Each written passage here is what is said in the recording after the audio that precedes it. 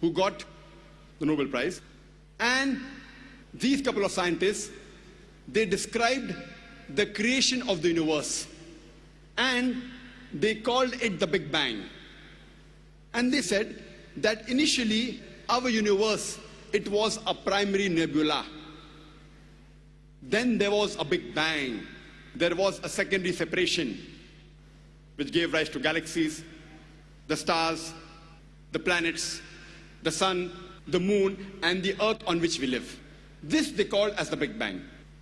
The glorious Quran mentions this in a nutshell 1400 years ago in Surah Anbiya, chapter number 21, verse number 30, the ayah I started my talk with.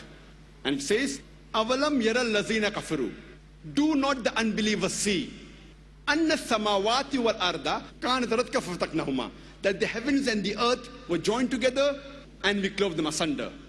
This verse of the glorious Quran speaks about the Big Bang in a nutshell 1400 years ago, which science has discovered recently. Hardly 30 years back, 35 years back.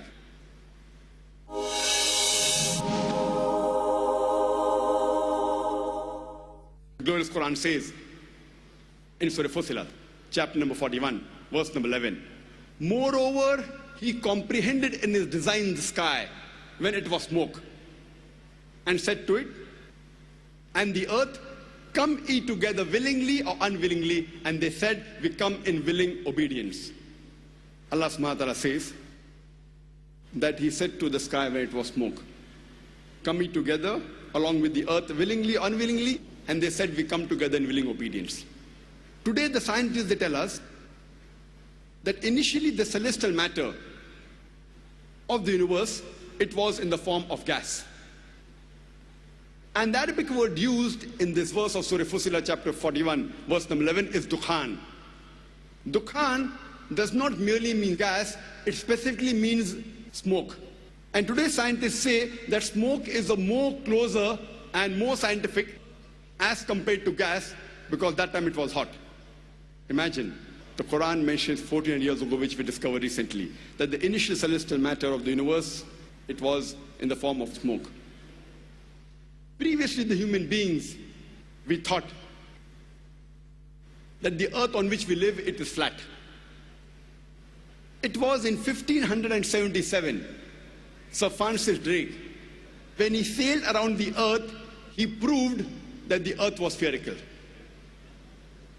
Quran mentions in Surah Luqman, chapter number 31, verse number 29, it is Allah subhanahu wa ta'ala who merges the night into day and merges the day into night.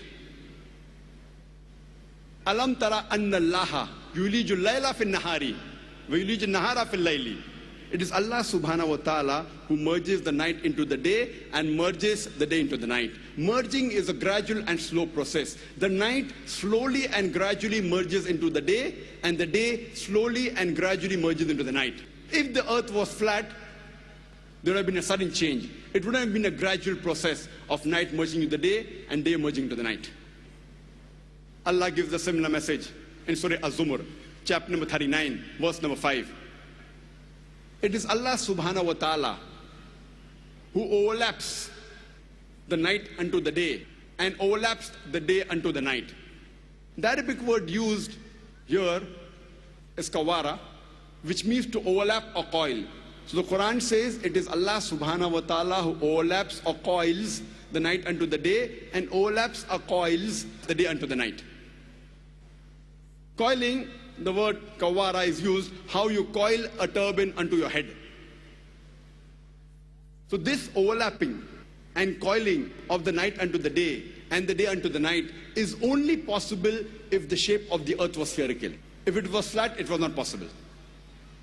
And Allah further says in Surah Naziyat, chapter number 79, verse number 30, we have made the earth as an expanse, and we have made the earth X-shaped. Wal